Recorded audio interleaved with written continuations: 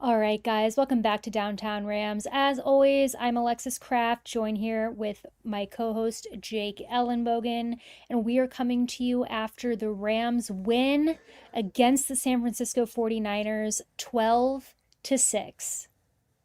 That might be, well, I know it's the only time, Jake, that we've ever had that score. With any game that we've covered, that will probably be the only time that we'll ever have a 12 to 6 score uh, I mean, it's one of those games that is so unreal. Um, Should we you're do it, by looking, the way?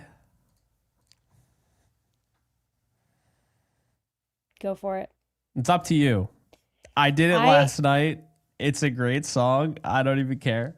I don't even know what song you're referring to, but go ahead and play. I think I do. You do. You've seen it a million times. Go ahead, play the Um, song. I'm finding it. Stall. All right, while Jake is finding whatever song, we have a comment about play the song. What I was saying about the score is if you haven't guessed by now, I can't imagine none of you have caught up on the game, but if you're just listening to our recap, there was not a touchdown scored by either the Rams or the 49ers, but the Rams pulled out the win against the 49ers. Jake, play the song. Oh, that's not the song. What the hell? What was that? Holden. I thought he was. That's funny. No, this is the song. Damn, fuck the 49ers. Yeah, fuck the 49ers. Yeah, fuck the 49ers. Hey, sorry ass team. Hey, fuck the 49ers. Damn, I hate the 49ers. I hate y'all. I hate the 49ers. Fuck y'all. Bow, bow, bow, bow, bow. Y'all some booty champs. Hey, hey, hey, hey, hey. Y'all lost to the champs. Bow, bow, bow, bow, bow. Y'all some booty cheeks. Hey, hey, hey, hey, hey. Super Bowl losing streak. Yeah. Hey, fuck the 49ers. Damn, I hate the 49ers. Back. I hate that fucking team. Back. Brock Purdy look like Jimmy Neutron, friend Sheen. Timu Tom Brady got your quarterback from Sheen. Why I hate that team so much? Where can I begin? And fuck George Kittle, bro. He look I like like Matt George Kittle. Franklin. And fuck Brock Purdy, bro. That's He true. look like Ronald Reagan. And fuck Debo Samuel, bro. He look like the baby. Oh my And god, I fuck love the that. 49ers. They say Can't say it Brock Purdy enough. looks like Yeah, I thought y'all Ronald had this one, Reagan. huh? Yeah, that shit was just a bluff. And I ain't trying to hear what you gotta say Yikes. about my I don't team. even know the We words. both went home with the same amount of rings. Facts. Bow, bow, bow, bow, bow. Y'all some booty cheeks. Hey, hey, hey, hey, hey. Y'all lost to the Chiefs. Bow, bow, bow, bow, bow. Y'all some booty cheeks. Hey, hey, What's so funny? What's so funny about that song is this is the first, literally last night was the first time I'd heard it, but apparently it's been around. Oh Um, yeah. who Oh yeah. made it? Was it like who made, do we know who made the song? That's the problem is I don't know who made this song because it was on like TikTok. It says at Trap House Sports, but like I don't know if at Trap House Sports made the song, which I don't love. I want to be able to credit people for the genius work that they did. Um, so if you made the song and somehow you come across this video, hit me up at JK Bogan. I want to give you credit.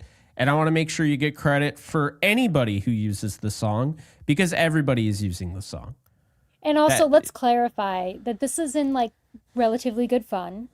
yeah, I We're don't hate the not, 49ers by the way. no, I don't. I retired my hatred even from the Lions. I don't know if you saw my public Well, service let's not announcement. take it that far. No, Let's not take it that I'm far. done hating I'm done hating teams. I'm done doing it. But Um, no, it's fun. I do have many friends who are 49ers fans, but the week that we all play gets very intense. So, um, certainly have been hearing it from 49ers fans all week, even after the game, some nasty comments. So, we'll just start playing the song and go yeah. from there. But yeah, if anybody knows who actually made that song, please feel free to drop it in the chat. We could give them credit. Like I said, I hadn't heard it. I don't even really know the words, but very catchy and very fun. The video that I saw people playing it to with the Oh yeah, the boombox and boom box yeah, because that yeah. looks ridiculous anyway. But Well, yeah, I mean, last night was so big for the Rams because they got the first sweep of the 49ers since 2018. You have a Kyron Williams quote I want you to throw out there. And I want you to give context to it because I think people are saying, oh like, yeah. he's barking up the wrong tree. Well, first off, no, he's not because you guys aren't coming down doing anything about it. You're not making the Hmm. playoffs. But second, He was justified. Even if he said it in the tone that I think people read it on Twitter, I agree with it. So, give your thoughts on that. Kyron Williams was interviewed after the game, and they kind of talked about um, just a recap and kind of touched on, the rivalry between the Rams and the 49ers. And he gave actually a lot, a compliment. He complimented the 49ers a lot, but he talked about the energy of the Rams team and how some of the players in the team had been talking about we have a chance to sweep San Francisco, and how then they did it. And when he was asked to describe kind of the feeling, he again complimented the 49ers, but at the end he said something about like it felt kind of like we were the big brother now, or something like that. We're the big brothers now. And of course 49ers are taking that quote and circulating it around. And the whole video is out there, by the way. They're sharing the video, which is like 2.5 minutes long. And they're obviously using a clickbait quote from the end. But like you touched on, even if that was the quote, I mean, I don't know that he's necessarily like wrong in terms of this season, right? I mean, He's we've not. won both games, but also like to be fair, as you and I were saying, like people aren't watching the video. He actually was very complimentary of the 49ers and talked about how good of a team they are and how hard they are to beat. So yeah, that's the context between that Kyron Williams quote that I know like 49ers fans are using to kind of trash him or trash the Rams and say that, we're sore winners or whatever. It's totally not true. But yeah, the video's out there. Anybody can go watch it. Yeah, so this is the original But creator at Trap House Sports. I just wanted to be clear. Like, I'm a big fan of giving credit to the first person that did something or created something. We're creators. We wouldn't like it if somebody took credit for our entire podcast, or right. not to say people don't take stuff that we say and, go on Facebook and act like they created the thought. I saw that with yours. You had, what was it? Braden Fisk getting a touchdown, and someone's like, yeah, I just have this feeling Braden Fisk is going to get a touchdown. I was like, there's no way you thought that beforehand, but it is what it is. All right. It's all good. The Rams won. That's all we care about. That's all that we care about. And you know what? Yeah. Against a division rival who, again, like we've touched on, I think to open the episode, we have a very intense rivalry with. And who, I feel like you and I are very, very fair to the 49ers. And, Absolutely. We give them a lot of credit. And we'll talk about it now. I mean, listen, guys, this was a win of 12-6. There was not a touchdown scored. I don't think Jake saw it going that way. I certainly didn't see it going that way. I don't think anybody did. It is funny. This one girl I know, and I follow her on Twitter, and she bet 24 cents for a touchdown to not be scored. No way. She did. And she's a Saints fan. She's not a Rams or 49ers fan. She's a running bit called Scared Money Doesn't Make Money, and she'll just pick outrageous FanDuel bets and take like 24 cents or 61 cents or like whatever it is to win, like at plus 24 that million, like whatever, odds. And so last night her bet literally was no touchdown scored, and she bet like 24 cents or something and ended up with $24. And I was like, crazy. That was a really good pick. But yeah, Jake, looking at this game, you have to give a lot of credit to the 49ers defense, first off. Absolutely. And you've got to give a lot of credit to our defense. I mean, it was a battle of the defenses. The offenses were not able to get anything done. I think the Rams in the second half had, a couple explosive plays, when the rain stopped, and I think they kind of adjusted to kind of the sticky coverage that the 49ers were executing really, really well. I mean, the Rams were not able really in the passing game to get anything done. Again, they were able to kind of do it a little bit in the second half. I mean, their best, obviously, passing play was that kind of deep ball to Puka, which was great. But they really, the entire game, weren't able to get, much done. You look at, Matthew Stafford, 16 for 27, 160 yards. Much of that in the second half, like I've mentioned. On the ground is obviously where they were able to be productive. Kyron Williams, 29 carries, 108 yards. I mean, watching the game, it's a little surprising he got over 100. The 49ers, did pretty well. I thought the offensive line did well, but it was just one of those just like brutal games that you felt like you had to, grind out. And, obviously we had to, I think, stick on with the ground game a little bit because the passing game couldn't get anything done when the 49ers were in man. And then on the flip side, I think our defense kind of did the same thing. Our defenses played actually very similar, us and the 49ers. But Jake, what are your overall thoughts on this game? Yeah, I mean, they just kept running the football. And I think that was a big thing. Kyren Williams takes 29 carries for over 100 yards. The yards per carry average isn't great, but who cares? In a game like that, where, first off, the elements affected this game. Let's not, act like it didn't. A lot of rain. At one point, it looked like heavy rain. And when you're Kyren Williams, who, really likes to kind of just slither his way for a first down, you have no traction at that point. Now you're slipping down. You saw that. I think that really benefited up front for the 49ers defensive line. And of course, that helped the Rams too when the 49ers were trying to run the football. But Kyren Williams still made 4 tackles, missed tackles in this game, which was really good. He had 67 of his 108 yards after contact, which was really good.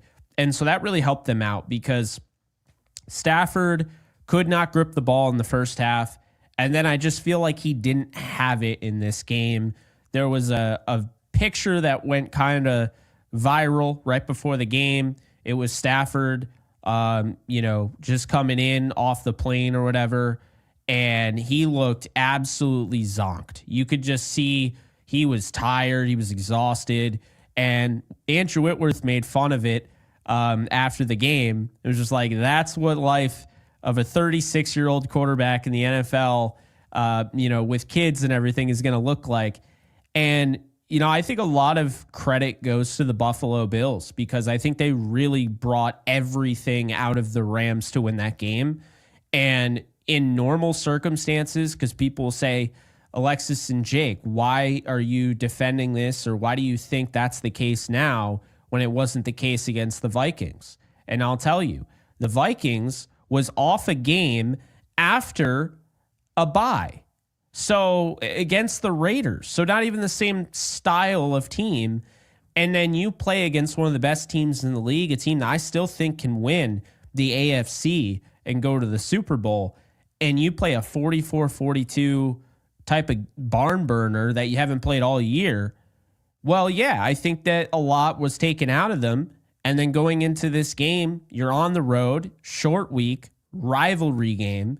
You're going up against a team that is playing for their season, and you're doing so in the elements. It was raining. So I think a lot of things come into this, and this is championship football at the end of the day.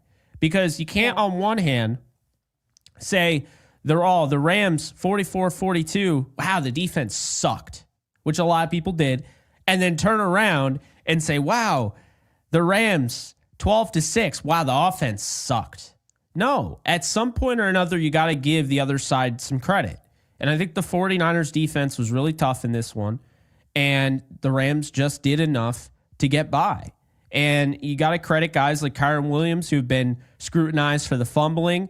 He took the ball 29 times in back-to-back games on a 4-day window and didn't fumble. In the rain, didn't fumble, carried the offense. Puka Nacua, who everybody was talking about after the Bills game, goes out there, can't get really a lot going, doesn't matter, gets that 50-yard plus bomb to really kind of take over the game at that point. How about Hunter Long, off a punt block on Sunday, comes out. He looks good, not only just in the blocking game, but I thought he was really smooth as a receiver. And I find myself wanting to see more of him. Colby Parkinson makes a boneheaded move to go out of bounds, follows it up by catching essentially the game sealer there to get that first down. And, it wasn't just that. Cooper Kupp, 0 catches, 0 yards. I know fantasy football fans aren't going to want to hear it, but the reality is Cooper Kupp, you have to find other areas of the game to impact, and he did. And this is why Cooper Kupp is a pro's pro. He can still impact the game, not actually having any catches or anything. So that it is what it is there. But I also got to give a lot of praise to the offensive line in this one. I thought that they were great. yet again, they were great against the Bills. They were great against the 49ers. They gave up 20 pressures in this game, right? They did. But again, we're talking about the rain. We're talking about just a short week, and they gave up 0 sacks. 0. This was not going to be easy. You were getting the 49ers all, and I thought the Rams did their damnedest to give Stafford enough time. And I thought quite often it was Stafford missing the throws that he normally makes, which tells me he was just zonked from Sunday, and not really necessarily that he didn't have the pocket. So with that said, to wrap up the offensive side, Kevin Dotson is an absolute animal. You saw the play. We all saw it, except for apparently I love Al Michaels, and I think Kirk Herbstreit's really good. But they didn't say anything about it. This guy is throwing the 49ers right out of the club. He just ran people over. And we saw it in real time. And it was cool to see the NFL social media team actually push that, because offensive linemen, and we interview a lot of them, and we have a soft spot for the O-line, they do not get enough credit. They're called the big uglies for a reason. But I'll tell you right now, even though that was a bull in a china shop, that was a thing of beauty. And if you love football, shit like that is why. So hats off to Kevin Dotson. That one play in particular with the 3 pancakes or whatever he had on the Kyron run was just special. It was. And yeah, I agree with you. I thought it was really cool that the Rams highlighted that because, I think offensive linemen are the unsung heroes. And, I think Rams fans definitely know that they can literally make or break your team. It doesn't matter how good your quarterback is. It doesn't matter how good your receivers, running backs are. If you have 0 offensive line, it's going to be really, really hard to get anything done. So they were great last night against a 49ers defense that was playing really well. I mean, like we said, we weren't able to score on them. So thankfully the offensive line was able to kind of hold their own with them last night and kind of minimize the damage that could have happened. I just think, wrapping up the offense, Jake, I felt like as gritty of a game as it was, and listen, Matthew Stafford started off the game very poorly, as we talked about. That was obvious. He just didn't look like himself. He was missing wide open throws, and it was raining. So I think some of it could probably be attributed to the rain. Brock Purdy had his struggles at first too. But I thought we really stepped up in the run game. I mean, and also, 29 carries from Kyron. I think he had close to that amount against the Bills, if I'm not mistaken. He had 29 exactly. So 29. So in within 4 days, he's had, I'm not good at math, but I think that's 58. Yeah, I'm not good at math either, but yes, no, it's 58. You're right. Yeah. Okay, so so that's that's a lot of work within in a short week. It's already a short week, and then 2 games where he's running the ball a lot. Just another testament to a great job by him in this game, and he kind of really put the offense on his back for a while. So yeah, I was really pleased, as crazy as it sounds, with the grit from the offense, even though, I'm obviously disappointed that they couldn't score in the red zone. That one play, wrapping it up with that Kyron block against Leonard Floyd. Poor Leonard Floyd, man. Yeah. Everybody was messaging me about that. I have it posted on my Twitter if you guys want to check it out. But Kyron absolutely bodied Leonard Floyd. But what gets lost on that play is everybody's focusing on how good of a hit that was, because it was, great, it was great pass protection. Textbook. And then he completes the route and makes a catch. But if you watch that on play the check down, so then he makes a catch, makes the play even cooler. But what would have been coolest is if Matthew Stafford would have hit him. I counted in my head, like literally 2 to 3 seconds quicker. He would have had a wide open touch. There's no one behind him. But instead, Stafford ran out. He kept running out. Then he's on the sideline. And then, Fred Warner is able to make a play. But I rewatched that several times. And I was like, oh, I wish Matthew would have hit him just a little bit sooner. Because he had nobody behind him. He would have just walked it in for a touchdown. But yeah, if you guys haven't seen that clip, it's really cool. And that's why they drafted him. when they were asked by Jordan Roderick why they drafted Kyren Williams, they said pass pro. That's why. And obviously there are other reasons to it, and that's why he's RB1 for this team. But I mean, pass protection is huge. It's what cost Cam Akers a spot on this team. I mean, make no mistake about it. If he could pass protect, they might not have even drafted Kyren Williams. So, you know, that's kind of the thing, right? But I just have to give a shout out, though, to this offense when things really felt bleak. Neither team was really doing anything on the offensive side. And then the 49ers have some 10-play drive, only for 34 yards. They get a field goal because, of course, Jake Moody, I heard it all week. Jake Moody's really been struggling. So I'm like, oh, he'll drill every single field goal he sees. And he'll drill it in the pouring rain or the snow, whatever he gets. I could already tell that it's going to be that type of game. Well, after that, the Rams are down 6-3, and it's 8:23, right? The Rams would go on to hold on to the football the rest of the quarter and bleed out 2 minutes in the fourth quarter with a 17-play, 65-yard drive that goes 9 minutes and 45 seconds. And to me, despite the fact they didn't get the touchdown, and a lot of people were complaining, and I did want them to go for it, but at the same time, I liked them just taking the points and the elements.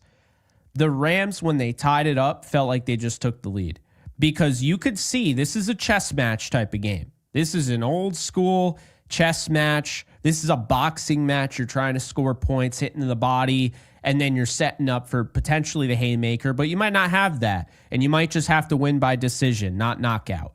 And the Rams knew that. They knew that this was going to be a decision and not a knockout. And so while that 50-plus yard bomb, you could say could have been a knockout, it wasn't. This was still a game to the bitter end. And I just give them a lot of credit on that 17-play drive that even though they didn't get the touchdown, that just absolutely killed that defense. Because after that, the Rams are able to score on a 5-play drive. They get 59 yards.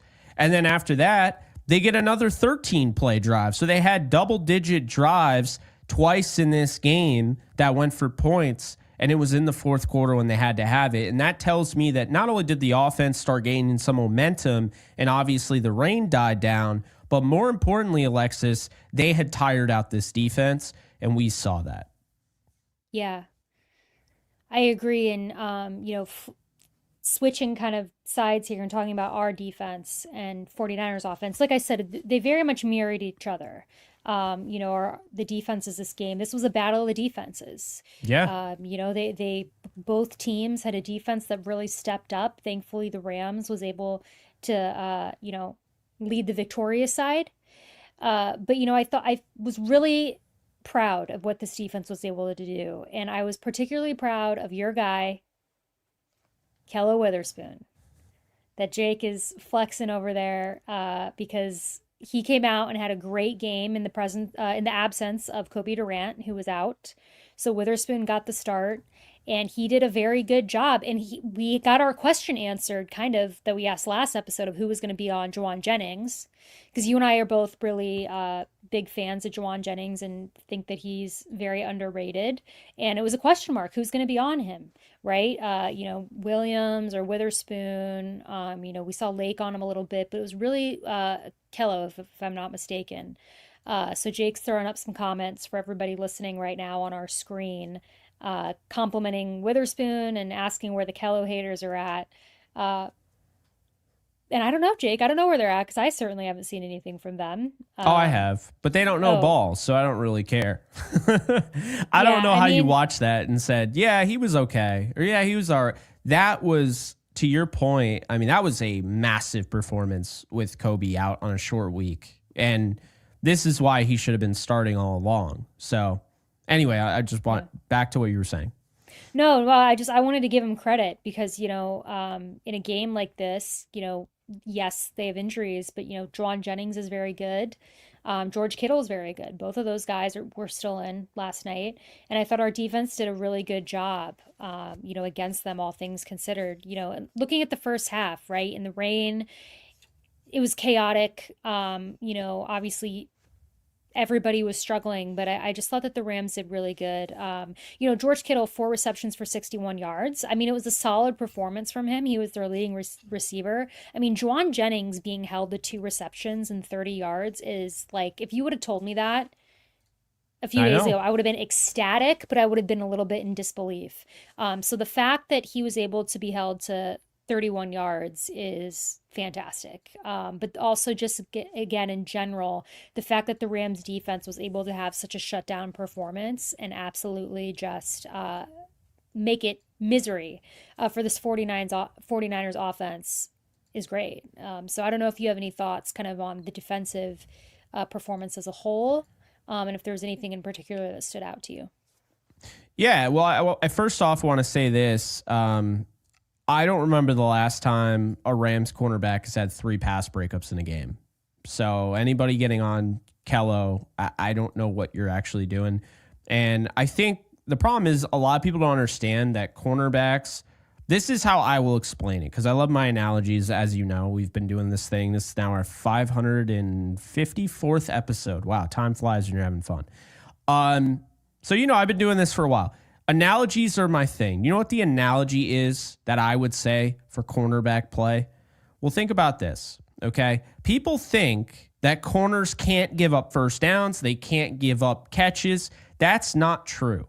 Just like it's not true that the best hitter in baseball bats 1,000. He doesn't go up there 10 out of 10 times and gets, a hit every single time, right? The best hitters in baseball bat 3 of 10, 300. So obviously, if you give up 3 catches out of 10 targets in football, that's pretty darn good. And last night, for whatever reason, Brock Purdy was going after Kello Witherspoon and really challenging him. And guess what? He gave up 57 yards on 7 targets, 4 receptions, right? Some people look at that and say that's too much. However, he only had 12 yards after the catch given up. He had 4 tackles, no missed tackles. The Rams, surprisingly, with just the crazy weather that they were dealing with, only had 1 missed tackle. That was Byron Young.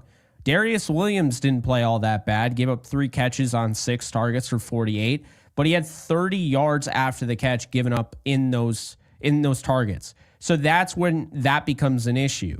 When now all of a sudden yards after the catch, that's on, okay, you've given up the catch, now what? Push him out of bounds, bring him down. If you're limiting the yards after the catch, that's how to do it. The problem has been this year that they're giving up a lot of yards after the catch, and that's been D. Will's issue. However, D. Will came away with the interception, which was huge, and basically sealed the deal. No idea what Brock Purdy was doing throwing that football. He had Pearsall wide open that probably gets the first down. I don't know what he was doing. Either way, those two stepped up. How about Cameron Curl? I think this was his best game as a Ram in coverage. He had a really good game and was in a different role. I thought you saw some really good things out of Curl. Was targeted twice, no catches allowed, really shut down his assignment, and one of his assignments was George Kittle. I thought Cameron Kinchins, once again, looks like he's just growing up on the fly. Quentin Lake, this was a huge game for him. Only gave up 6 yards, 1 catch on 4 targets. So really good stuff out of the secondary. And when you do that on a short week, after you just got blistered by Josh Allen's 6-touchdown brigade, and you come back and everyone is talking about it, you just had the best win of your season, and all anybody wants to talk about is how bad your defensive play was. You come out and you're able to have this performance. I don't care if Brock Purdy was missing throws. I don't care if it was the elements or whatever. This was a hell of a performance. And Alexis, this matters more. I had a 31-24 game. I think you had something very similar. The same. Here's the thing. Oh, we have the same. Okay. Yeah. It's perfect, right? What I'm about to say is this. The 12-6 game is going to benefit more and help them more become what they're supposed to be down the stretch than a 31-24 game would have, because we already knew the offense got the confidence on Sunday. They're able to drop 37. Obviously, the 7 more of that came in the form of the special teams unit blocking the punt. But the reality is, now this late in the season against a team that knows you well, and your defense gives up 6 points in prime time on a short week, oh yeah, they are going to build off this. The defense carried them to this win. And I think this is a great thing because the offense carried them to the win on Sunday. Defense carried them to the win. This time around, the special teams unit continues to ball out. Josh Carty, some of you said it. Let's go and get the John Parker Romo guy that was cut by the Vikings. And I said, no. Let's give Josh Carty an opportunity here to do what he can do. I believe in this kid. The Rams believe in him, and it's why they won. Because if you put that, you put that pressure on Maher, maybe Maher doesn't do it last year. Lucas Haversick definitely doesn't do it last year. This was a great performance for Carty in the rain. They didn't ask him to do anything too crazy, but they did ask him to kick from the left hash, which has been an issue for him, and he drilled it. So really appreciate that. And then, of course, the defense up front, Kobe Turner, man. This was a huge performance for him.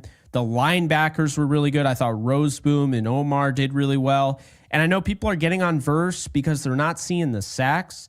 And they're putting out, since this point or whatever, his win rate has gone down.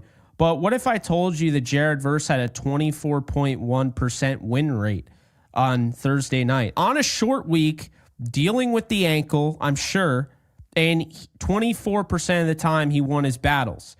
Kobe won 19% in the trenches, which is insane for an interior defensive lineman.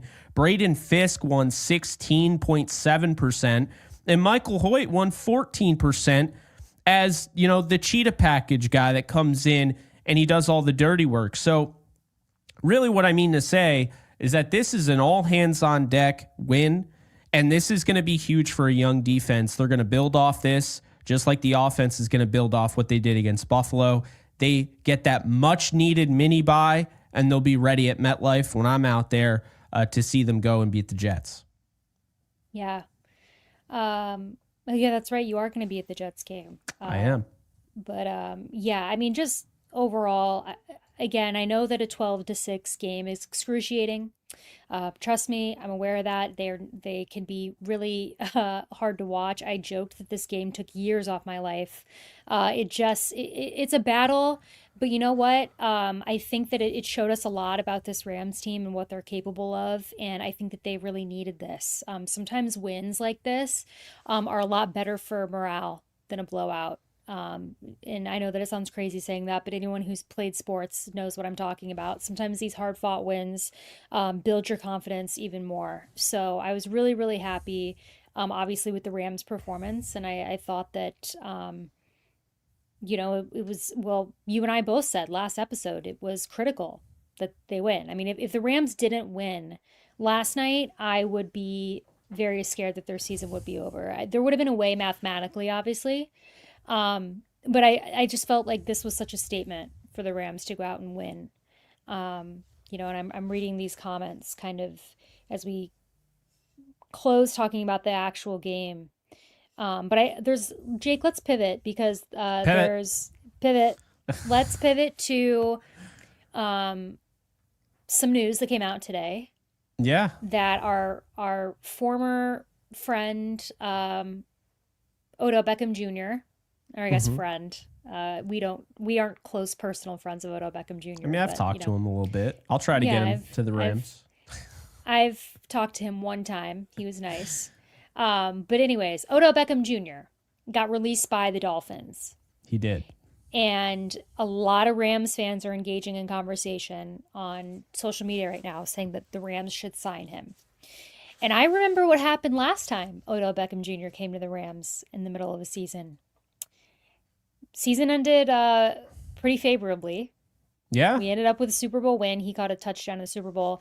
Now, Jake, I'll be honest. I see both sides of this argument. I'm Hmm. not super passionate about it one way or another.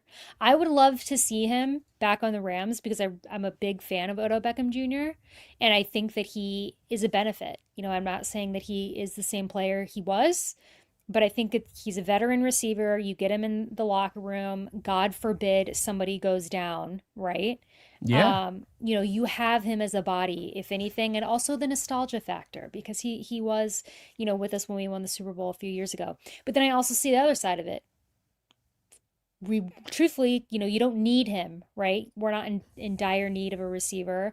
We already have Cooper Kupp and Puka Nacua, and we've got Demarcus Robinson, who's been playing very well, Tutu Atwell, who's been really coming through with us. We got rookie Jordan Whittington. We still have Tyler Johnson, right? So I understand kind of the people who are like, we literally, there's no point. Um, so I see both sides of it. I'm not super passionate about it either way, but what are your thoughts? I mean, if we're going by don't need, did the Rams really need Jalen Ramsey? I mean, they spent all that, all those assets to get Aqib Talib and Marcus Peters. And I mean, they didn't need Jalen Ramsey, but they wanted him and they got it done. Did they need Stafford? Like we talk about this all the time. Like, yes, Stafford brought them over the hump, but that's a really kind of outlier move by the Rams where I don't think the 31 organizations trade a young Jared Goff in his prime for Matthew Stafford. I just don't think any other organization would have done that, move. Now, the organizations that were interested, the Colts didn't have a Goff and, Carolina didn't have a Goff. The 49ers, maybe, they wouldn't, but like really there weren't that many. And so that's the whole thing. I always hear like the need. Like, do they really need to? No. Did they need Odell Beckham Jr. when the year they won the Super Bowl? Like, no, actually. Going into that signing, and that's the weird thing, the voodoo, where I will never forget it as long as I live. I'm at the Devils game in New Jersey, and I get a text. I'm on my way to the Devils game. And I get a text from the most random account ever on Twitter. 0 followers. This was clearly somebody inside the organization. 0 followers, 0 following. And it's one of those DMs that you see, right? But it's like you have to read more or whatever. It didn't just show up right at my DMs. It's just something that said like request or I forget what it is. But anyway, I open it up. It said Robert Woods is done for the year. So make of that what you will, or whatever it was. And I'm like, come on. I'm literally about to go to the Devils game. And this dude's giving me news that I honestly didn't really even believe. Right? Because I was like, Odell's signing a contract today. Like, what is he talking about? Robert Woods suffers the injury the day Odell is signing the contract. So think about this. Odell signing the contract doesn't change history. It doesn't make it so Robert Woods tears his ACL, right? He doesn't get the injury because Odell signed the contract. So what I'm saying is at the time, let's be honest here, at the time, the Rams didn't have a need.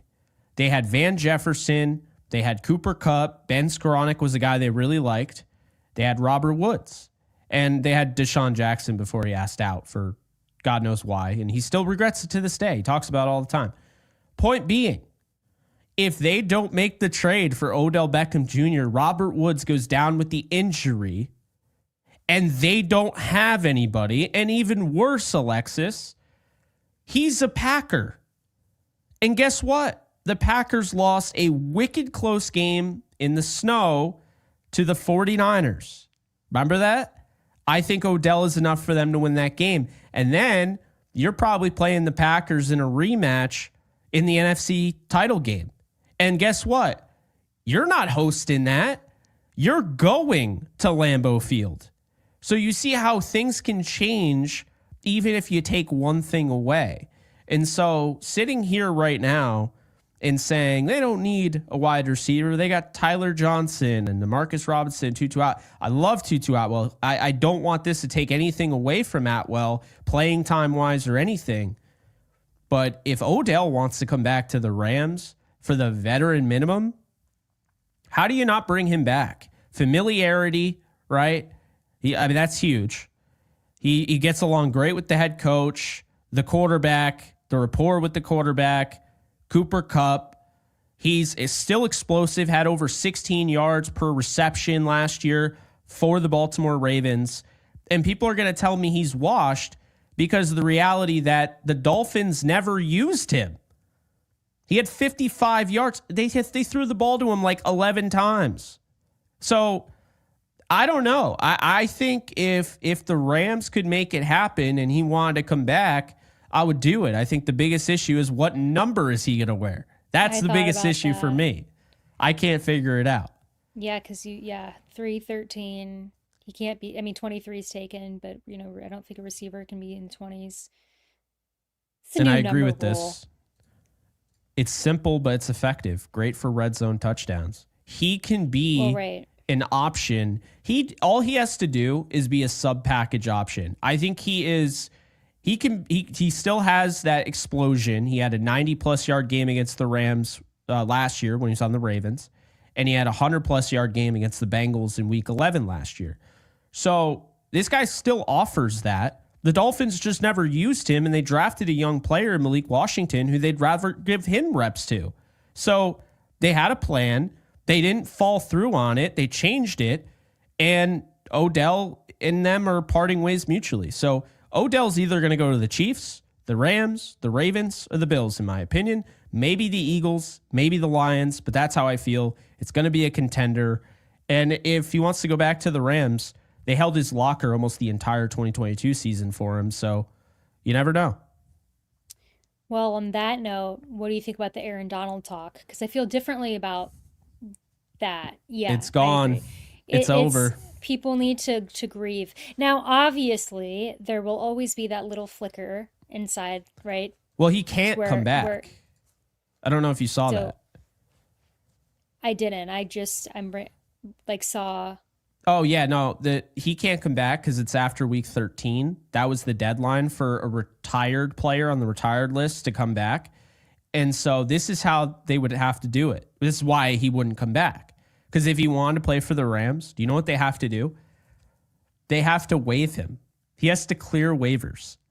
And if I'm the 49ers, I'm like, are you kidding me? I'm claiming Aaron Donald, who would be ahead of the Rams in the waiver wire. And even still, you'd have the Buccaneers below the Rams in the waiver wire, and they're in the playoff race. So the point is, you wouldn't get him back, and there's actually precedence for this, because when Deion Sanders retired, and he was on at the time, Washington Redskins retired list, they released him so he could go to the Raiders, and the Chargers claimed him. That's what would happen. So the Rams, unfortunately, which I just think they probably already reached out to Donald and he said no. But this is why, for those of you who are asking why in my video I said the dream is dead, this is why. This has been a long form fan theory, and I'm going to say something very controversial. I don't think they need Aaron Donald to win the Super Bowl. I don't. Would it be fun? Yes. But I don't think they need him at all. I love the way the defensive front has come along. They don't need him. I moved on. I moved on when he retired. I can't stress that enough. I'm a believer in just whoop. And that's what I did. Well, yeah, I didn't see that or know that process. But regardless, I was of the mindset that, he seemed very at peace with retiring. And I feel like people need to just let him, have his next chapter of his life. He was very adamant about his desires, and, obviously it made us all sad, but I just, I don't foresee, even if he could come back and play, I don't foresee that happening. But we do miss him a lot, and always will, because there will never be another Aaron Donald. Not even close, but, the defensive line that we have now is certainly, I think, making him proud right now. I mean, Oh these yeah. young guys, out there, and the performance they had yesterday, and many of the performances they've had over the season have just been really fun to watch. So, um, yeah, I think you're right. As crazy as it is, I don't think the Rams need Aaron Donald. No, they don't. It feels weird to say that, but it's just a testament to the scouting department being able to, really, just get home the fact that Verse and Fisk sell that to the Rams brass, and of course they're able to come to that conclusion, and they did whatever they could to get these guys. I mean, keep in mind they stayed pat for Jared Verse. They got lucky; he fell into their lap, while they also tried to trade multiple times up in the draft. But in the second round, that was them not getting lucky. That was them being aggressive. Sometimes when you want something, you're going to pay a little bit extra. Maybe you pay for that extra expedited shipping. Maybe in terms of you and I, the DoorDash or the Uber Eats, we pay for that like express where we know that, okay, they're going to have 2 to 3 stops. I don't want my food to be cold. I want it right this second. So I'll pay the extra $5 to. That is essentially what the Rams did to get Braden Fisk. They weren't going to wait. If they waited, you run the risk. Could he have fallen? They traded 12 spots up. I'll tell you, to this day, people say it was and I said at the time, people said it was a reach. You were a really big fan of it, but I also liked it. And I said people were going to say this is a reach, but they clearly had intel. He was not going to make it to their pick. And so they did their damnedest to get him. And guess what? In my opinion, those are the 2 best rookie defensive players in the league right now.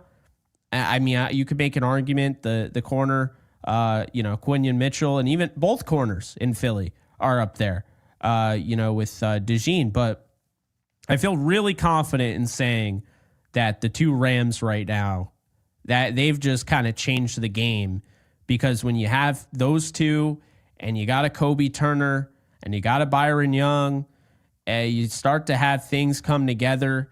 And that's how you start to take your franchise to the next level. The thing that about the whole 49ers game, and you could see it with Diamador Lenore's like absolutely asinine and incredibly ignorant comments, saying, I forget exactly what he said about Cup, but it was really boneheaded, and I'll probably be able to find it here. Yeah, the conditioning thing. Look, I've never seen an organization talk more shit. Not organization, but the players of an organization talk more shit after they lose than any team. Quite honestly, I don't remember seeing a team that lost talk shit until the 49ers did against the Eagles, who destroyed them. So I don't know what that is. That culture has to change. Kyle Shanahan has to, really look in the mirror and look at what his best friend Sean McVay is doing. Because I can tell you, they closed the gap, and they need to look over at the other sideline and say, what are we missing? Why did we just lose to this team twice? Because I could tell you it's not just the injuries, okay? And you could say they got lucky the first time, but what about this time? On your turf, with your back against the wall, you gave it your all and you lost. And to me, this is why I'm not going to focus too much on the Niners culture, but say the Rams are trending in the right direction. And while everyone was so big about, complaining about their F them picks, literally in the middle of them complaining about it, Alexis, the Rams were rebuilding on the fly. And if you didn't notice it, you were too blind to see it, but it doesn't matter because they're 8-6 right now. And they might be, 2 wins away from clinching this division, depending on how the Seattle game goes with the Packers and the Vikings. Not going to be an easy next 2 games for Seattle. Well, that's right. And to close out this episode, I wanted us to talk kind of about these scenarios and, what needs to happen in order for the Rams to clinch a playoff spot. And this is always something that you're really good at, with like remembering seeding and numbers and all that. And that's a little over my head, but I will say this. So we know that Seattle plays the Packers this Sunday night. Mm-hmm. Don't shoot the messenger, guys. But I think that it's trending that I think that Seattle could win this game. I do too. I have them winning the game. I think, they're playing at home. It's a very difficult environment to play in Seattle. The Packers have been really hot and cold as of late, but they've really been struggling. And I feel like this is going to be a game that the Seahawks are going to win. So, assuming that the Seahawks win on Sunday, Jake, that would put them at 9-5. We're still at 8-6. My understanding is, we got to take a look at the Washington Commanders game, but they're probably also going to win against the Saints because, in my mind, and I'll let you talk about the mathematical scenarios of this in a second. From what I'm seeing, it looks like the Commanders and the Packers, obviously, aside from the NFC West, we need them all to do poorly. But aside from the NFC West, I think it's the Commanders and the Packers who we need to start losing. So the Commanders are like a failsafe, right? If they lose, the Rams have that wild card to fall back on, but you got to win the division. You want that home playoff game. So it's really simple. The Rams control their own destiny. There are 3 more games on the season. Woo! The season flew by, and at the same time, it didn't. Felt very excruciating at points, like the 1-4 point of the season. But just look at that. 7 of the last 9 the Rams have won. It's put them in this situation. So the next 3 games, Jets at MetLife. Sean McVay, I don't believe, has ever lost at MetLife Stadium. So he's had a lot of success there. I've been at every game, and I haven't seen a loss. So he's had a lot of success there.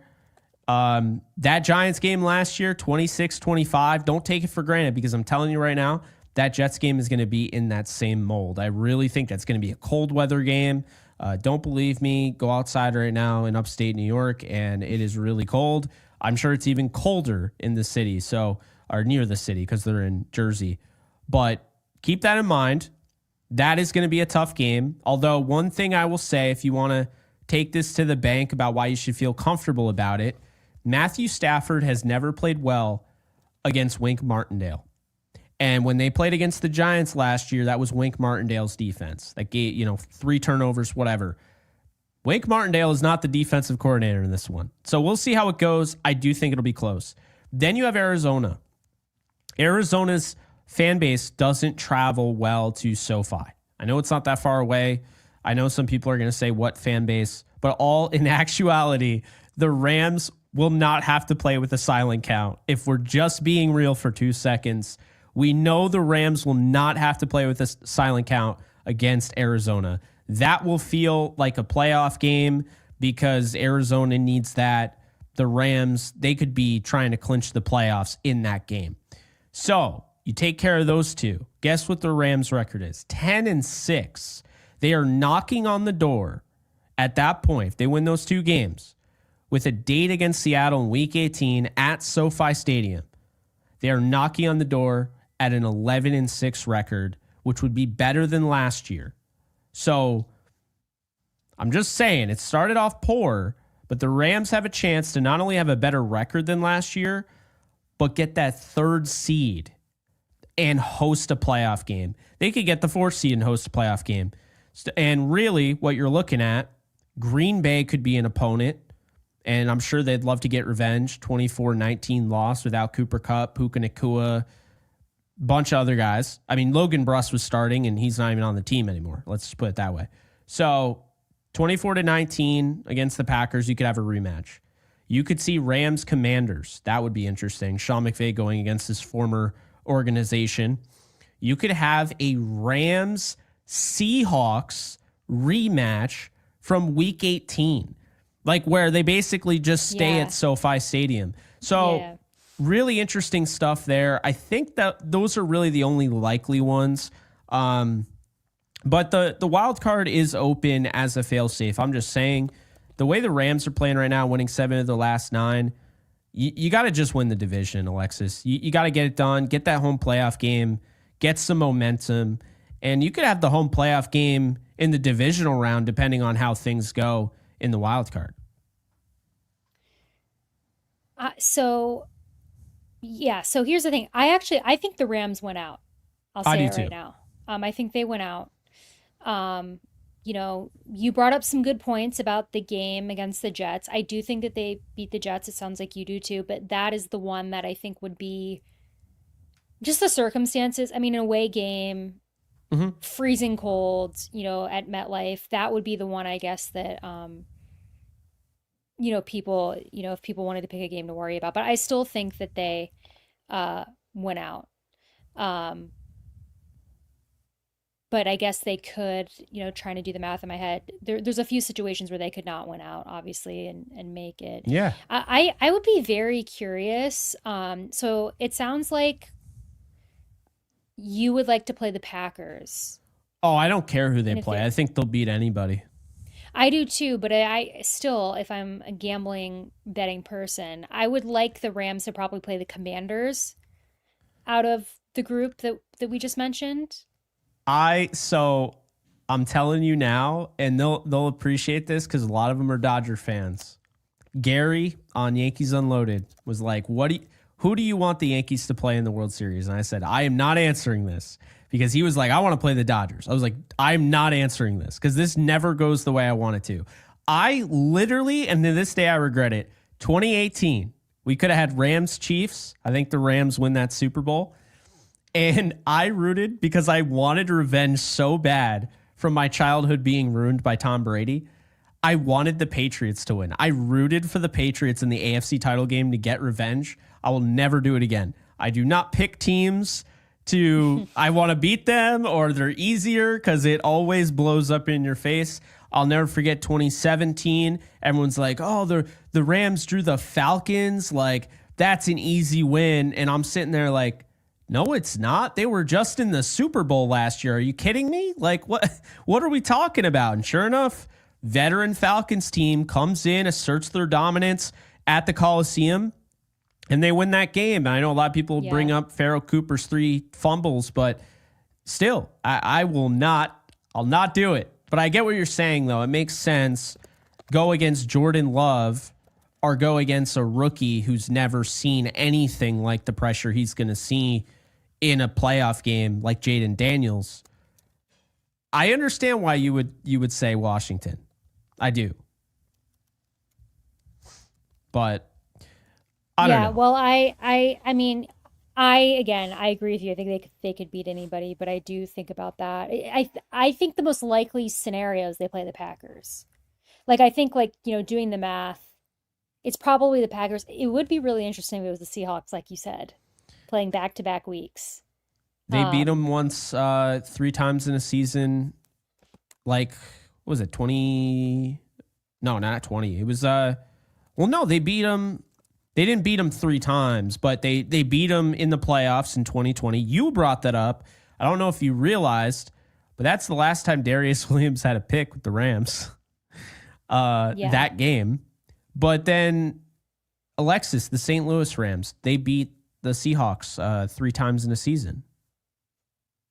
Wasn't that when they got mollywopped by the Falcons? It might have been. It's like 45-17. And my little self totally thought they had a chance. And like TJ Duckett was like, nope. And then Michael Vick and Warwick Dunn. And I was like, I hate this.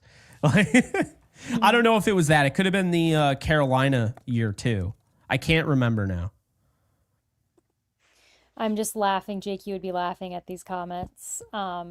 I am now. April Ludgate. I'm laughing at that already. No. People were just joking. I was like, they're talking about negativity, and I was like, I'm not negative. I just sound like this. It's just the way I am. I'm happy. It's just the way that I talk. Yeah. Well, you and I both have the Rams winning out, so we agree on that.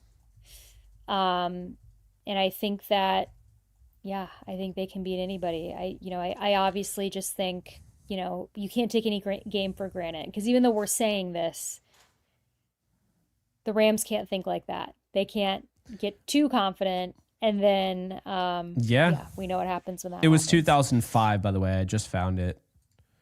Yeah. So the Rams 2004 team beat Seattle's never beaten the Rams in the playoffs, by the way. They're 0-2 against the Rams.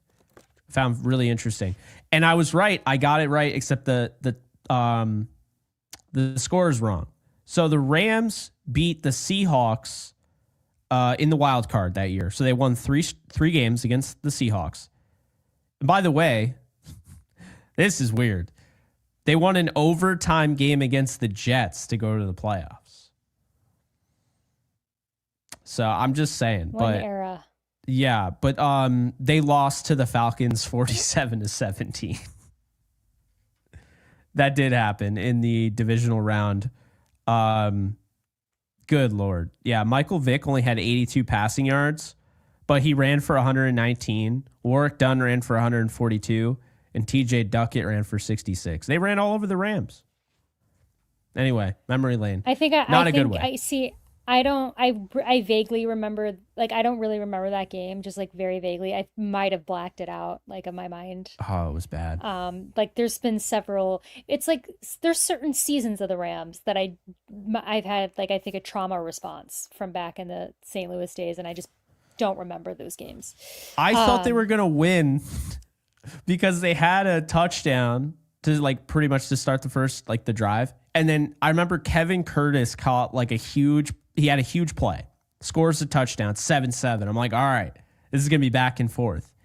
And then they took a 21-7 lead. And then Torrey Holt caught a touchdown. But then they gave up a punt return to Allen Rossum. And I just remember them not being able to shut down the Falcons after that. And they just steamrolled the Rams in I think it was the third quarter, where it just 35-17 and it turned into 47-17, just like that. So, yeah.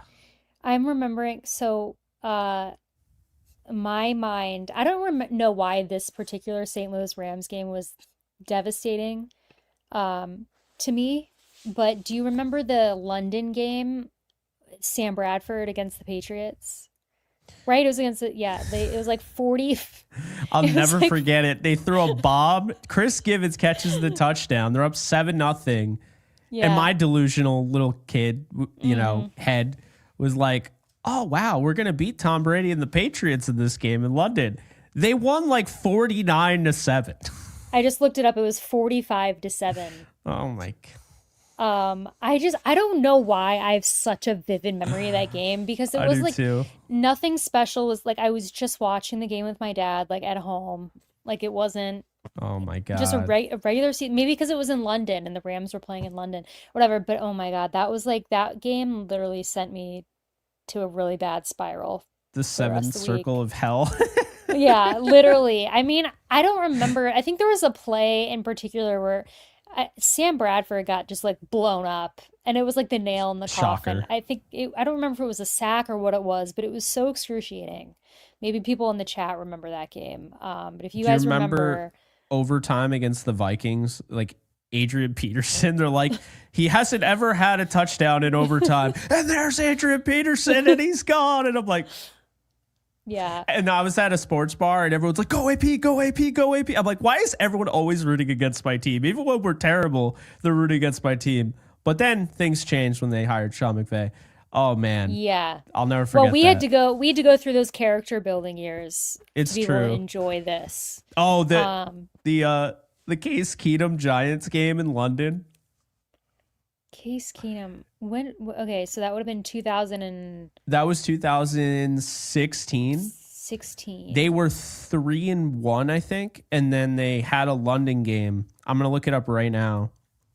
It was they literally they lost that game like 19 to 12 or 19 to 15 or some ugly score, and they like should have won.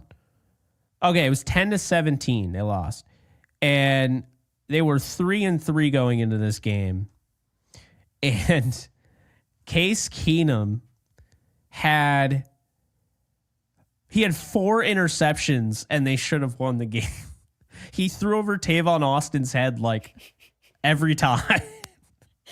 It's so disgusting to think of some of these offenses that we witnessed during that time period, because now I'm like over here it's with even like worse. Cooper Kupp and Puka Nacua and Kyron Williams, and it's like, do you remember like Case Keenum throwing over Tavon Austin's head?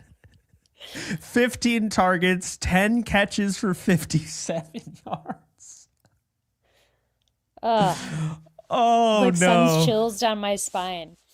I'm Oh trying to man. remember who the quarterback, I guess Case Keenum would have been the last cornerback that I saw at the Dome. I Um, saw Case Keenum in his last game as the Rams starting quarterback. It was the Jets game, that the last game they won in week 10. They won that game 9-6. Very much like last night, except the defense wasn't the reason they won. It was just horrible offensively. It's just like, oh, good Lord. I see Marty Gilliard. Hey, Brian, I agree with you. I thought Terrell.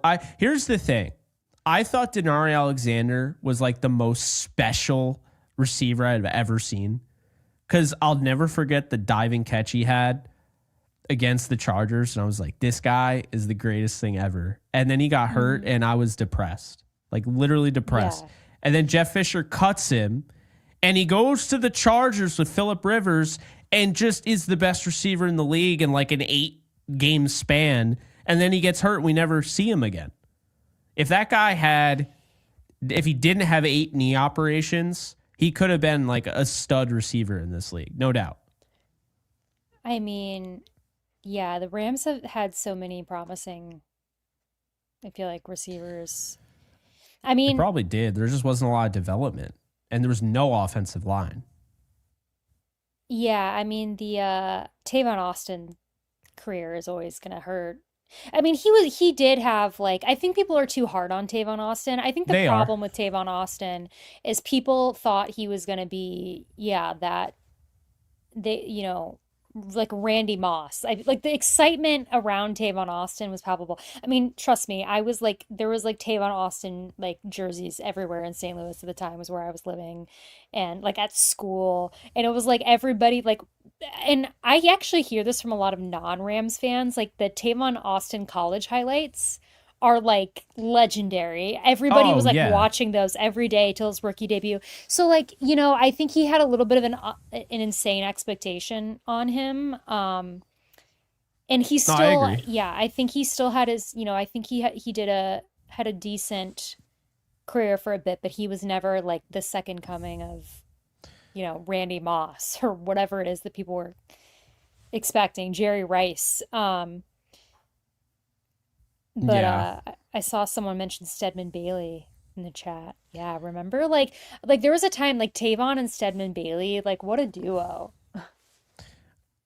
I'll never forget having so like the expectations for whatever reason were so high in 2011 going into that year. They were. Spagnuolo was a rookie head coach, and he had just in the past year, and they had just lost on hostile environment last game of the year, Sunday Night Football, to go to the playoffs against Seattle, and it's like, oh, they're going to be better. Bradford won Rookie of the Year, and they just got because they keep in mind they lost Shermer. He goes and becomes the head coach for the Browns. Weird time. And then they go out and they get Josh McDaniels to be their offensive coordinator. And everyone's like, well, Josh McDaniels, he was the offensive coordinator for the Patriots. So it's automatically going to work. No doubt about it. And yeah, it didn't. I remember the Eagles game, 31-13, not being close. But then it was the Giants game where their offense actually looked like they had a chance of being good. And then Danny Amendola's elbow went to East Jesus nowhere. We still don't know where his elbow was. And got dislocated so bad that ESPN on the broadcast wouldn't show it. Yeah. And after that, Sam Bradford dealt with the high ankle sprain the entire year. The whole year he was banged up. And they won 2 games. And one of those games, I remember being at a sports bar watching, was against the Browns. And it was maybe the worst game in the history of ever. It was 13-12. I So was bad. Well, I was looking at some of these comments. Someone said Mob Squad, and I was like, that was a really fun era. That was a Yeah. really fun era. I had like Mob Squad t-shirts and everything. And I was actually thinking this. I think I can name every single person that started on that defensive line. And you guys can tell me if I'm wrong, because I think there's only going to be one player I'm going to miss. So up front, left to right, you've got Chris Long, Aaron Donald, Michael Brockers, Robert Quinn. Because this is back when we played like a more of the Kendall traditional Langford in 4-4. there, yeah. Well, Kendall Langford, like Willie Hayes would sometimes rotate into, but like starting Yeah. to come out, that's who you had up front. Then a middle Eugene Sims, linebacker. I see him in the comments section. Yep. Oh yeah, Eugene Sims was also wow. So that was a fun up front. Then in the middle, you obviously had James Laurinaitis, Hmm. middle linebacker. On that, so this is where I get tripped up because you had him, like you had Ebukam, who I think might have been a rookie if he wasn't, it was like his first year. You had Akeem Ayers, and you Well, had Mark Ebu, Barron. yeah, Ebukam was a 2017 pick. And you're talking about the last year St. Louis team? Oh, so okay, so he wasn't there yet. 2016. So you had James Laurinaitis. I think you had Akeem Ayers starting on one side. You had Mark Barron on the other. I forget who the other middle linebacker was. It's the one that I think I'm gonna. I think you're right. It was Akeem Ayers. No, I thought he was in that. Was he? Oh wait, he was in the middle. Because they used Mark Barron. I mean, they ran a 4-3. So they had James Laurinaitis in 2015. I believe they had Akeem Ayers, and Ayers and Barron. they had Barron, yeah. So okay, so then that was the three. So then in the secondary at corner, Joe you Lon had Dunbar. You're right.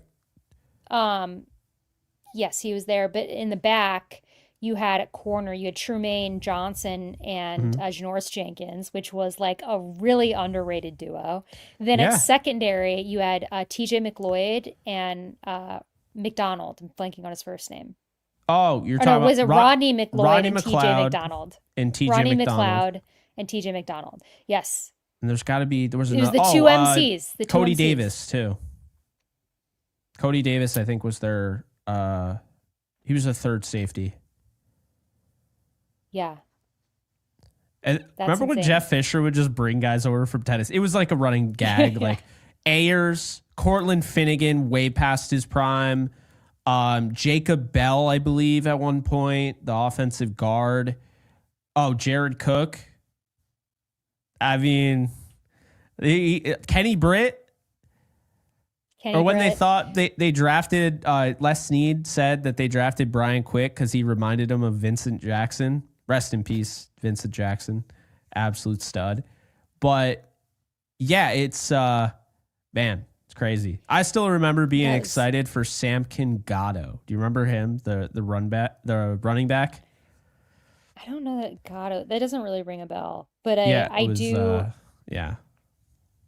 I do have a special nostalgia for the Mob Squad era because that was like kind of like right when when sports teams started really getting into like Instagram and Twitter a little bit later, but that was like the first.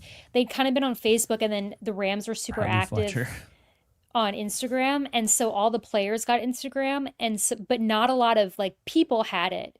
So like guys like Chris Long and Janoris Jenkins and Tremaine Johnson and like Willie Hayes would like mess like if you commented on stuff, like they'd reply back to you. So it was like a super interactive era that you don't really have anymore because now everybody has social media and it's totally changed.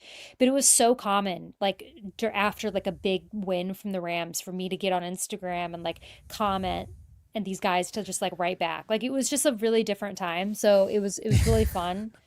It's the most random fact ever, but I love it. Jacob Bell owned a good vegetarian restaurant in downtown San Diego now. That is Interesting. pretty awesome. Oh, OJ Atogwe. I always made the joke because OJ Atogwe had this long contract that they gave him.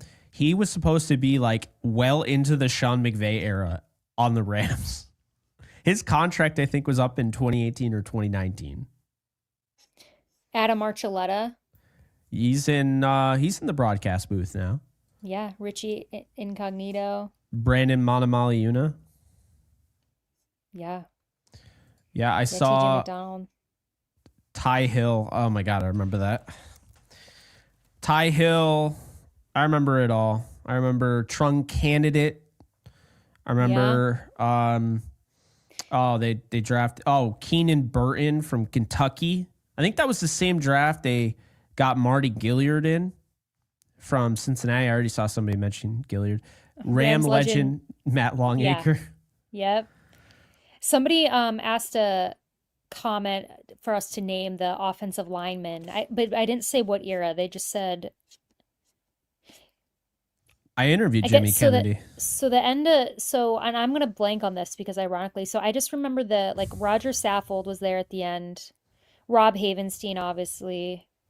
Um, Yeah. And then center was Scott Wells. They got him that veteran late from though? they got him from the Packers. So Was Scott Greg Wells, who was Harvey our Greg Dahl. Harvey Dahl, was Greg Robinson still there? Yeah, he was there. They Starting drafted him left in tackle. 20. I thought they drafted him in 2014. So yeah, he was there. Yeah, duh. Yeah. Yeah, Ooh, that not the was. best. I loved Harvey Dahl, but Yeah. yeah, most of that, and obviously Saffold and Havenstein. But Jake Long. Jake earlier. Long, I don't know if he was still there 2015. I don't think so. Oh, that's Tim Barnes. Yeah, he might have been this Scott Wells or Tim Barnes. It was one of them. Greatest show on turf days, better offensive line. Oh yeah, I mean But yeah. Andy McCullum, who we've interviewed, Adam Timmerman, Orlando Pace. Obviously Orlando Pace. Duh. The greatest show on turf, I think. Oh God, what's his name? The other guy was a Jayhawk, and I can't remember his name. And you had Tom Newton as well. I cannot remember the guy who started at right tackle. Fred Miller. Yep.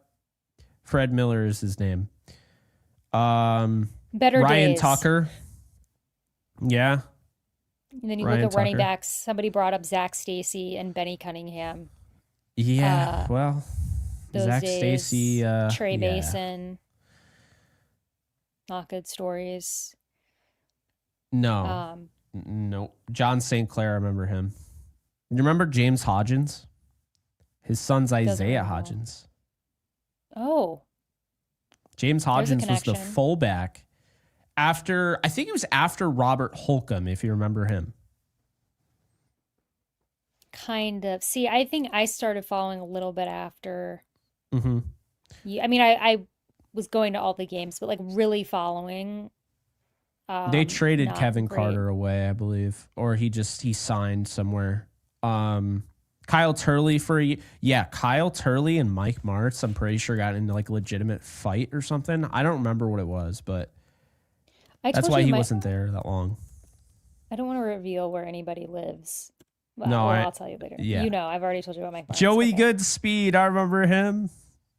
I don't know why I just was talking about Ernie Conwell earlier today. Somebody brought up Michael Sam.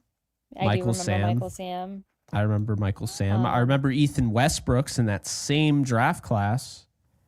Yeah. Ethan Westbrooks. That's a I got a shout. picture with him. It was after the Rams Packers game in the friends and family section. RWO hooked me up. I went back there and Ethan Westbrooks recognized me. I don't know why he recognized me to this day. This is 2018. So, I mean, I was just writing. So how would he have known what I look like? But yeah. Nick Fairley. Nick Fairley. Yeah. We're reading comments, but some of these are comments, by the way, for everyone listening to audio. Brady Papinga. Oh, remember Rams Scott. legend Wes Welker? Yeah, I was thinking about that. I wasn't thinking about Wes Welker. That was a very weird Very Hail weird. Mary, no pun Wore a intended. of a signing. 19. Danny Amendola. Oh, I love Danny. Amendola. People forget that where Danny's roots in the NFL were. It's so true. It's so true. They forget. They always think of him as the Patriot, but you know what? You guys weren't around. You know, these non-Rams fans, I say, you guys weren't around in the Danny OG days in St. Louis. That's where he got his start. Bryce Hager. I liked Bryce Hager. Yeah, I liked Bryce Hager. Brandon Lloyd. Oh, yeah. Oh, Brandon Lloyd. When they brought him in, it was like way more fun to watch him. It's how I felt when, like, right before the season, they got Mark Clayton.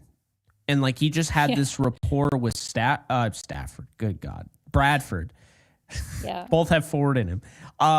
He had this rapport with Bradford, like, right away. And I just felt like they had this great connection, and then he got hurt, and I was just like, oh my God.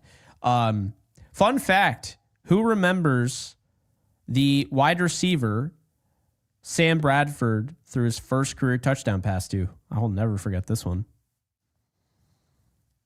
Oh my God, I can picture it.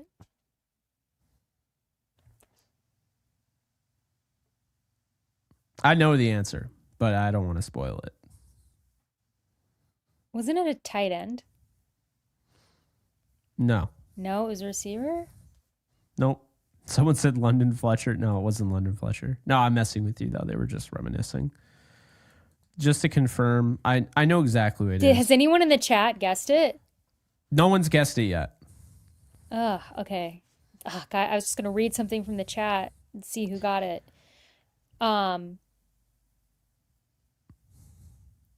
All right, Jake, just tell us, because I don't want to cheat, but Rob got it. Casey got it. Laurent Robinson. And it was like a 1 yard touchdown pass. It was. It was literally a 1 yard touchdown pass. Let's go. I remember this to this day. And I was like, wow, that's going to be a trivia question someday. And it never was. So for the first time ever, I guess that's a trivia question. I didn't think I'd be asking it on my own show, but you know, here we are. Who was that? Is Christopher Wright? Was that against the Cardinals? I feel like I'm not remembering this at all. Yeah, the Rams were down 10-3. I believe this was in Arizona. No, it was in St. Louis. Ken Wisenhunt versus Steve Spagnuolo. Oh my God, what a era. Derek Anderson was the quarterback because this was after Kurt Warner. Yeah. Bradford rolled over to his right and threw a touchdown to Laurent Robinson, from what I remember. Man. And then Laurent went to the Dallas Cowboys and had some random heater when he had like a 6 straight game, 120 plus yard a game like performance with Tony Romo and the Cowboys. It was so weird because he was kind of disappointing. They expected him to be really good. In that game, Jackson ran for 81 yards and 22 carries. Mark Clayton. This guy was a throwaway by the Ravens. They're like, oh, you want him? By all means. Mark Clayton had 16 targets from Sam Bradford for 10 catches and 119 yards. Crazy. Danny Amendola caught 6 for 67. Laurent Robinson caught 3 for 18 and a touchdown. Billy Badgema and Daniel Fells were also receivers in that game. Marty Gilliard got a target, did not catch. And Holman Awanui, he had 8 yards on a catch. Yeah, crazy. Kenneth Darby, Mike Carney. I chatted with Mike Carney a bit on the pod. That was a while ago. I don't remember Sam Bradford having a horrible rookie game, though. He had 3 interceptions. I don't know that he did. I don't remember I feel that. like He had 3 picks. Yeah, I mean, I don't know that he ever had like a bad. I don't remember his rookie year being painful and because of that. I remember it. At all. Them pick. Oh my God! In overtime when they punted it right, like you just see nobody around, and it's just Patrick Peterson his rookie year. They punt it a line drive to him, and you're like, and there's just all this grass, and you're like, we just lost.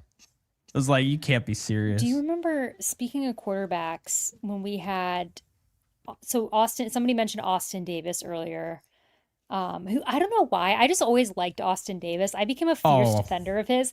And I just like, even when he didn't play well, I just was fiercely like behind him because I felt bad for him. But who was the other backup that you have no idea. I used to get into fights with Miles Simmons. The Rams, when he was reporting for the Rams, I would tell him he didn't know what he was watching when I was a kid. Because I was like, Austin Davis is the best quarterback we've had since Mark Bulger. And he's like, yeah, that's why he is literally the 3rd string quarterback right now. I was like, you just watch. He's going to come in there and then sure enough, he got the opportunity. And he's like, yeah, but this is why they need to get Case Keenum. I'm like, so yeah, Miles Simmons and I never got along in that regard. Obviously, I respect him now and everything, and I was just a little kid. But yeah, Austin Davis was always hated, but I would always have the context of they had him rolling out. They had him doing 7-step dropbacks, no offensive line, no run game to speak of, right? And all of a sudden, we're watching this guy do Russell Wilson things. He had 3 touchdowns, should have been 4 against the Dallas Cowboys. Jared Cook drops potentially a game winner. He goes over there and just shoves Austin Davis on the sidelines. Will Hayes almost killed him on the sidelines. I remember that. But Austin Davis gave us hope. It was like you're watching him and you're like, okay. Yeah. Sean Hill came in and you're like, oh, no. Like, no. That's Like. That's what I was thinking of, by the way. It was somebody who dropped it in the Yeah. chat. You know what ended That it up was being Sean Hill. the death of Austin Davis' Rams career? When Sean Hill was literally sitting there being the most NPC, and with all due respect, I have no issue with Sean Hill personally or anything like that. But Sean Hill did nothing against the Raiders, and they won 52-0, and that was the end of Austin Davis. Jeff Fisher was never going to switch the quarterback, and of course, Sean Hill struggled after that, and that is what it is. But you and I would have gotten along very well before LA, because I was the biggest Austin Davis fan and defender. And I still think to this day, Frank Signetti just did him no services with that offense. And keep in mind, they changed the way they called plays when Austin Davis was benched for Sean Hill. So when Sean Hill came in, now all of a sudden they're having an offense. They're running the football. They're not asking Sean Hill to carry the team. But when Austin Davis was in there, they're like, yeah, 7-step dropbacks. You're going to have to turn into Russell Wilson for us to win this game. Sean Hill, they're like, yeah, designed like, 1 read, 2 read different plays and just throw to your check down and hand it off to Trey Mason or Zach Stacy and let them do the rest. And I'm like, it's like you never let Austin Davis do that. So yeah, I always had an issue with that. I was a fierce defender of his. And you know who else was on that roster at receiver? Do you remember Austin Pettis? I loved Austin Pettis. I loved Austin Pettis. His family is so nice, by the way. Yes, his brother's still playing. He mossed Darius Williams on the 2-point conversion in New Orleans. Yeah. Oh, yeah. Man. I had a chance to meet his mom at an RWO. Actually, it was Leroy Irvin's 60th birthday party in LA. And his mom was I was telling his mom, I'm like, yeah, Dante is like my number 1 receiver coming out in the draft. And she's like, oh, yeah, that's like my nephew, like all that. So it was cool. Mm-hmm. They're cousins, Dante and Austin. But Austin, his dad was in. They're cousins. Yeah, his dad was in the major leagues baseball, Gary Pettis. He's still in. I'm pretty sure he's a base coach. So that family has a lot of athleticism, I can tell you that much. But yeah, I remember poor Austin Pettis dropped that pass on 4th down against the Eagles, and no one ever forgave him for it. And that was that. Do you remember EJ Gaines? Yes, they traded him for Sammy Watkins. They traded him and a 2nd-round pick for Sammy Watkins. I liked him a lot, but he had a plantar fasciitis injury, and that ruined his Rams career. And he ended up getting traded. I know. I mean, a lot of people just, he came out of Mizzou. So he was like very popular already in St. Louis. Oh, yeah, definitely. And then the Rams drafted him. And so I just remember everybody was super hyped for him, but it just didn't he was good, but yeah, he got hurt. And I mean, there's, I think a lot of these guys in closing, because I mean, we could keep going on and on and on. In closing, I would say a lot of these guys had every opportunity to be really good, except for the opportunities that the Rams were giving them, because I just don't think. I thought the coaching staff when Todd Gurley said it was a high school offense in 2016. Remember him saying that? Mm-hmm. I felt like Todd Gurley was seeing what all these guys had to go through in the Sosar Rams era. The coaching staff was not good. They did not put these guys in the best position. So a lot of these people thought these players sucked. And I think a lot of these guys actually could really play in this league. And while, yeah, I don't think the drafting was all that great, developing is just as, important as drafting. And if you can't develop the talent you have, you're not going to win. And that's the difference between today and yesterday. And luckily, we're not talking about a 6-8 Rams team that you go on the playoff machine and you need this team to tie and this team to win and this team to win. We're talking about a team where if they just win out and they win 3 more games, they're in the playoffs again. And Sean McVay has only missed the playoffs twice. One of those times, every single injury that could have occurred. And the second time was because, honestly, he would have made it in the 7-team format. It was the last year of the 6-team format, and he missed it by 1 game. So that's where we're at. Obviously, it is a reminder. It's nice to go down memory lane, even when it's painful. But it's also smart to do it to just remind yourself, you ever find yourself sitting there and saying, I want to say, fire McVay, I'm just mad, whatever. Don't, because this is what they used to deal with. 12-4 or whatever, 13-3. Yeah, that wasn't a thing with the St. Louis Rams, the SOSAR St. Louis Rams. That was like 1-15. Oh, here's Jason Smith, who, by the way, I know you've been looking forward to, isn't going to work out. 2-14. Oh, by the way, here's Sam Bradford. I know you're really excited about him, but he's going to tear his ACL twice, including a freaking preseason game when your left tackle, who you paid top dollar to, gives up a sack in preseason.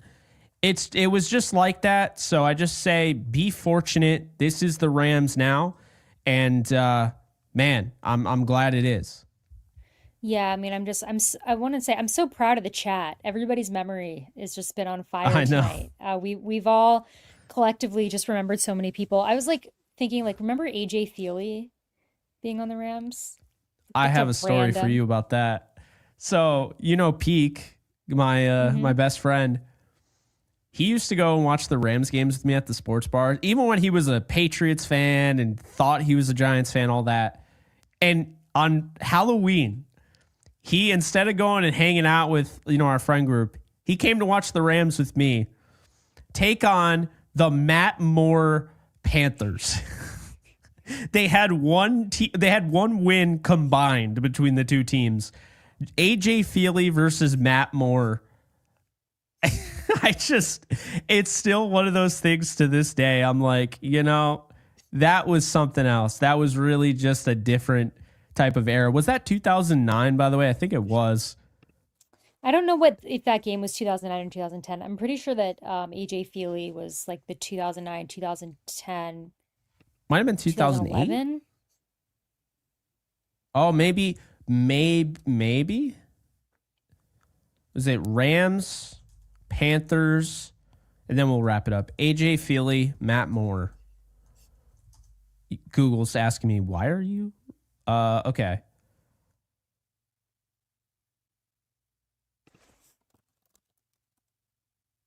Okay, so that was 2010. Let's see. Panthers? I'm not seeing it. I know they played the Panthers. Yeah, I don't remember about that. I don't remember that game. Somebody brought up Jake McQuaid. And him, him and John Hector and Greg the Leg. Yeah, I'm not seeing it. But I mean, it's probably Jeff Wilkins, that's right. Jeff Wilkins, yeah. Yeah, no, I don't know. His kid. Damn. I saw Dane Looker earlier. Yeah.